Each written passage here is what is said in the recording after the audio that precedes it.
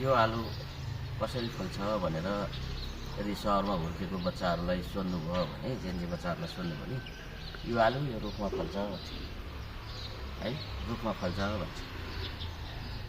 यो आलु के हुन्छ भन्दाखेरि यसले घरमा तरकारी बनाएर खान मिल्छ भन्ने कुरो चाहिँ नि सबैलाई थाहा छ। यो घरमा तरकारी बन्छ भन्ने पनि सोध्छ, तर यो कसरी फल्छ भन्ने कुरा चाहिँ अहिलेको हाम्रो परिप्रेक्ष्यमा चलेको शिक्षाले चाहिँ नि यसले यो कहाँ फल्छ र कसरी फलाउन सकिन्छ भन्ने कुरा चाहिँ सिकाउँदैन।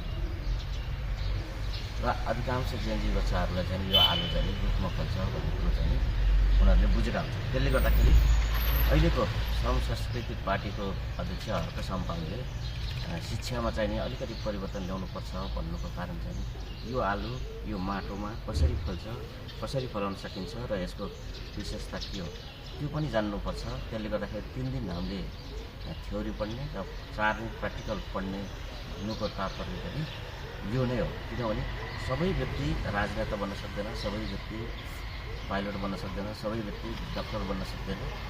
र त्यसैले गर्दाखेरि जो कृषि पेसामा आबद्ध हुन्छ, जसले कृषिलाई बढी चासो दिन्छ, ती व्यक्तिहरूलाई यो कसरी फल्छ भन्ने कुराहरू चाहिँ सिकाउन जरुरत छ र हर व्यक्तिले सिक्न पनि जरुरत छ। र हाम्रो धरतीमा यो आलु कसरी फल्छ, कसरी फलाउन सक्छ भन्ने कुरा चाहिँ अहिलेको परिप्रेक्ष्यमा एकदमै जरुरत भएकोले गर्दाखेरि 3 दिन थ्योरी पढ्ने र 4 दिन चाहिँ प्र्याक्टिकल गर्ने भन्ने कुरा चाहिँ यो चाहिँ एकदमै 100% सही छ।